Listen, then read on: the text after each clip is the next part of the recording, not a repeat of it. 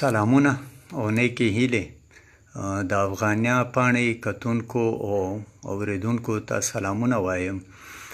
د روژې د میاشتې چې کوم زموږ روزنیز پروګرامونو لړۍ پیل کولو اراده کړې وه هغه پیل کوو. دا به په هفته کې 6 ورځې دا پروګرام دوام لري. یو د جمعې په ورځ به په ماښام به رخصتي وي. 3 ورځې به دا پروګرام د جنوبي پښتونخوا د ستر ښار کوټې نه نیغ په نیغه زموږ ملګري همکاران ستاسو سره په سیاسي، په تاریخي، په جغرافیایي او په کلتوري د پښتون افغان په بنسټونو باندې خبرې کوي. او 3 ورځې به موږ د پېښور نه د پښتون افغان قامي تحریکونو په تسلسل باندې خبرې کوو چې په دې سلسله کې 2 پروګرامونه موږ د پیروخان او په روخاني غورځنګ باندې کړي دي. نن د دې سلسلې اخرنۍ یا دریم ټوک ته راځو چې هغه به نن موږ د پیروخان غورځنګ رانغاړو. نو په دې هکله زموږ سره زموږ ملګری سلام اندوخیل همکار دی. د هغه نه هیله کوو چې دی تاسو ته د پیروخان او د روخاني تحریک یا غورځنګ په هکله باندې خپل معلومات شیر کړي. سلام ورور. مننه ټولو لیدونکو اوریدونکو ته نیکې هیلې، سلامونه او درناوی. راځو زموږ خپلې خپرونې ته که څه هم د باجد روشان زموږ یو ملي اتل دی، د دې په ژوند باندې، د دې په کورني حالاتو باندې، د دې په سیاسي ملي ادبي غورځنګ باندې، روښاني غورځنګ باندې زموږ 2 خپرونې وړاندې شوي دي، هم له دې افغانیه پاڼې نه.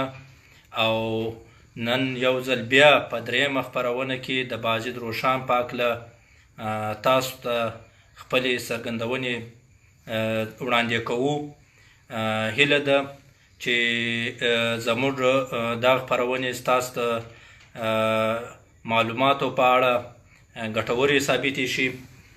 که څه هم موږ به ډېر علم نه لرو، پوهه نه لرو، بیا هم هغه څه تیاری ورته کړی وي او څه خبرې داسې دي چې دا بنیادي دي چې پښتانه په کومو حالاتو کې څنګه بیا د خپل قامي ژوند، یو د انسان ذاتي ژوند وي، یو د قام ژوند وي، د قام په ژوند باندې بیا هر کله زموږ په پښتنو کې، افغانانو کې داسې ملي اتلان پیدا شوي دي چې هغو د قام ژوند ته ډېر لوی ساه ورکړې ده. په لومړي پړاو کې موږ هم بیا راځو د باجد روشان پر دې ژوند باندې څه په داسې ډول خبرې کول غواړو، تاسو ته داسې دا روښانه کوو چې د باجد روشان دا غورځنګ ولې منځته راغلی و او د هغه اصل محور څه شی و. ډېر خلک داسې سوال کوي چې دا یو سپیریچول یعنی روحاني تحریک و، صوفیزم و او مذهبي و، او په دې کې د ملي اړخ یې څنګه و. موږ داسې وایو چې لکه ما د قام د ژوند په هکله درته وویل، باجد روشان یوازې او یوازې هم په دې رسېدلی و چې د پښتنو یو ډېر لوی سلطنت له هند څخه بیا د دې پښتونخوا وطن پورې چې کوم د لودي کورنۍ باچاهانو ژوندی ساتلی و. بالو لودي، د هغه زوی سکندر لودي، بیا د هغه زوی ابراهیم لودي چې کله مغول باچا له منځنۍ اسیا څخه رالو، پر کابل یې ونیولو، پېښور یې ونیولو، لاړو تر ډیلي پورې د پښتنو حکومت سلطنت یې مات کړلو او ابراهیم لودي په پانیپت په جګړه کې مات کړلی. نو مغول سلطنت دلته رامنځته شو. نو که بیا هم څه په دې دوران کې باجد روشان زیږېدنه شوې ده، بیا هغه زلمی شوی دی، هغه له په دې هر دوړ کې په دې جنګي حالاتو کې دی له کورنۍ سره له هند جلندر څخه بیرته خپل وطن ته د دې اړې ګړو کې راځي. نو دته دغه شاک کېږي چې دا زموږ د پښتنو ډېر لوی سلطنت و، دغه ته ډېر لوی زیان ورسېدلی، هغه زموږ قامي ژوند په ټپه ودرېدلی. نو دلته باجد روشان بیا چې زلمی کېږي د سوچ کوي چې قام ته ژوند کول پکار دي او برته دا خواره واره پښتانه را یو ځای کول دي او هغه د کام په ننګ ودرول دي او د مغول استبداد ته ودرېدل دي او خپل پښتون لوی سلطنت بیا رارغول دي. نو د ده اړخ، د ده موخه، د ده مرام، د ده سوچ، د ده فکر، د ده نظریه هغه یوازې په دې باندې ده چې دی برته پښتون سلطنت جوړ کړي. نو بیا هغه کې د مذهب په اړه کې ډېر لوی کار کړی دی، د خلکو په راغونډونه کې د دې لپاره د ډېر لوی کار کړی دی، روحانیت، همداسې صوفیزم، پښتو ادب، لیک لوست، کلتور پالنه، د ژبې په هکله د هغه ډېر حساس درد، دغه ډېر لوی تحریک راغونډ کړی. د دې کمې برخې چې لومړی وي هغه موږ بیان کړي دي. نننۍ کمه برخه چې ده هغه هم موږ له هغه ځایه پیل کوو چې د بازید روښان مرګ ته کومه کیسه رسي، د ده خپل ژوند ختمیږي، نور دا تحریک خو بیا د ده زامنو، نوسو، نوسیانو او د وطن نورو لویو خلکو په مخ روان کړی ساتلی وو، ژوندی وساتلی تر ډېره حده پورې، د مغولو تر ماتېدو پورې تر ډېره حده پورې دوی د خپل روښاني غورځنګ، د پښتنو افغانانو خپل ملي غورځنګ، قامي غورځنګ، وطني غورځنګ دوی په خپله مېړانه د مغول په استبداد کې ډېر منظم وساتلو. خو د بازید روښان د ژوند کم اخرنۍ شپې چې دي دغو ته راځو چې د خپل ژوند تحریک او مبارزه کمپلیټ سي، بیا به نور مخته ځو، یعنی بشپړ سي. راځو د بازید روښان دغه د ده خپل دغه ولسي پاڅون د غورځنګ په دې کې خو ده ډېرې هلې ځلې وکړې، په وطنونو وګرځېدی، له هنده تر وزیرستانه، تر کندهاره، تر بخارا، سمرقند، بدخشان، کابل، بیا ننګرهار، محمد ایجنسۍ چې ده په دې کې ډېر مهم مثال کې خپل ګشت کړی دی. بیا راغلی دی په پېښور کې په خلیلو، موندو، اورکزیو، افریدیو، داسې تر د لزاکو، خوږیاڼیو د دا خلک راویښ کړل او خپل تحریک ته یې را اماده کړل او غورځنګ غټ په وده کې شو. نو بیا چې کله دی راځي په پېښور کې د کابل یو څو سوداګر د هند په لوري ځي او هغه د کابل حاکم چې دی د هغه وخت یا والي چې کوم دی هغه ټیم به حاکم ورته ویل عبدالحکیم خان، د کابل حاکم. دا سوداګر د هند پر خوا تلو، په پېښور کې د روښاني تحریک له خلکو سره د دوی یو سیاسي یو مجلس بانډار کې سره مخامخ شو، په هغو کې خبرې وشوې، ایو خلکو د خپل وطن د خپل کام خبرې کولې، هغو د مغول د ملګرتیا، د چاپلوسۍ، د خوشامدۍ او د هغو د لاسپوسۍ، د ګوډاګۍ خبرې کولې. په دې نوبت کې د دوی په منځ کې خبره تر نوبت مثال د خبرې جنګ ته ورسید. هغه جنګ چې وشو، وهل کوټل وسو، دا خلک واپس لاړو کابل ته. کابل ته د دې خلکو شکایت وکړلی او ټول صورتحال یې بیان کړلی. نو د کابل حاکم چې دی، د پېښور حاکم چې و معصوم خان، هغه ته یې لیک ولیکلی چې د بازید روښان دا سړی گرفتار که یا یې مړ که، دا سړی به د مغول سلطنت لپاره زموږ ډېر لوی سر درد دی او دا به ډېر خطرناک ثابت سي. نو د پېښور حاکم معصوم خان په یو مجلس کې په پېښور کې د دې په هکله باندې خپل مجلس یا هغه د ده په هکله د گرفتارۍ یا د نیولو یا له هغه سره جګړه کولو مجلس داسې کوي چې په پېښور کې د هشنغر د محمدزیو خان چې دی پانده خان په مجلس کې ناست دی، هغه دا مجلس صورتحال واورېدو. هغه بازید روښان ته خپل بل سردار چې مشر و د علاقې بادر خان محمدزی، هغه ور واستولی چې داسې وکړه چې د مغول حاکم معصوم خان ستا په هکله باندې داسې تابع کړې ده، نو که تاسو د خپلو بچو سره له خپلو خلکو سره داسې د یوسفزو د غرونو خواته لاړ شئ.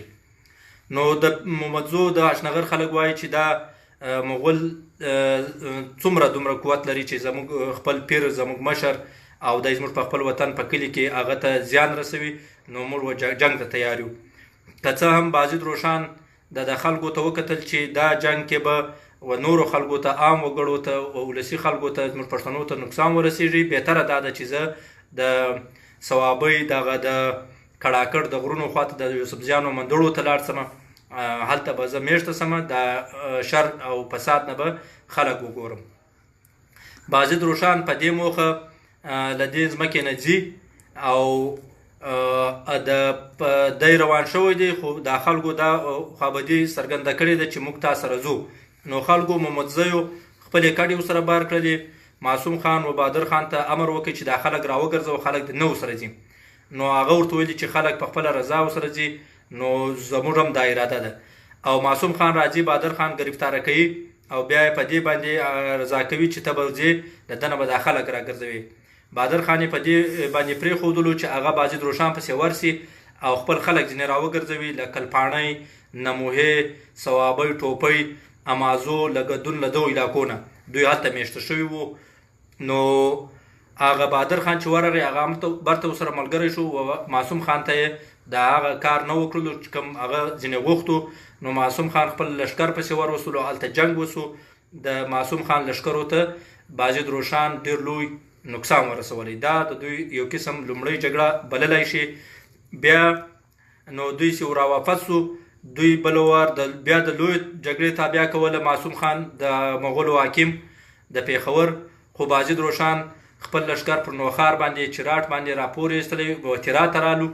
په تیرا کې بره خپل مرکز جوړ کړو چې هلته د اپرېدو میدان ښار تیرا او د ورکزیو په تیرا کې دوی ډېر لوی تعداد د پښتنو راغونډ کړلو او په دې هکله باندې باقاعده جنګي ساز و سامان ټول غونډ کړو، خوراکي مواد، او په هغه کې دوی د جنګ ډېرو لوی تابع ونیوله چې موږ به د مغول په استبداد سره باقاعده لوی جنګ کامي جنګ اعلانوو او دا جګړه به تر هغو روانه وي چې موږ مغول استبداد له خپل وطن نه شړلی نه وي. نو هغې کې بیا دوی داسې وایي چې په تیرا کې دا ډېر لوی مرکز د دوی لپاره ثابت سو او سټریټیجیکلی هم دوی ډېر دلته مضبوط پاتې سو. په هغه کې دوی سره بنګش، خټک، افریدي، یوسفزي، مومند، اورکزي او داسې هغه تر وزیرستان، مسعود، بنګش، توري، څمکني دغه علاقې پورې تر ژوبو پورې تر کندهاره پورې دوی ته لښکرې به تلې وراتلې او په دا ټول وطن کې د بازید روشان دا غورځنګ ډېر خور سو او په ځای په ځای په هر ځای کې چې به چېرته هم د مغولو قافلې او یا لښکرې تلې، د وطن خلکو به د روشاني تحریک په کومنده له دوی سره د کام وطن جګړې کولې چې په هر ځای کې ته وګورې د مغولو جګړې شوي دي او اوس هم نښې نښانې شته.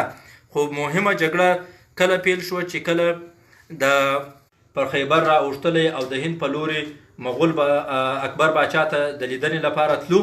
نو د بازید روشان د لښکرو په خیبر کې په ده باندې په دې لوی قافله باندې برید وکړل او په هغه کې د دوی ټوله قافله لوټ کړله او دوی ته ډېر مرګ ژوبله واړوله.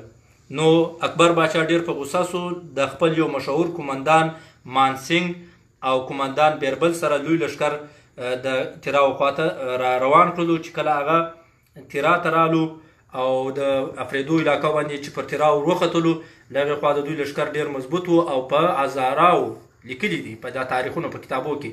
زه به د دې کتاب حواله درکمه. روشانیان د مغولو تاریکیان د لوی لیکوال عبدالاکبر خان اکبر په کتاب کې لیکل دي چې په دې جګړه کې د روشاني غورځنګ لښکر و سیک د مغولو لښکر ته ماتې ورکړه او په زرګونو لښکر یې د دوی دلته پر لس قلم کړلو، ماتې کړلو.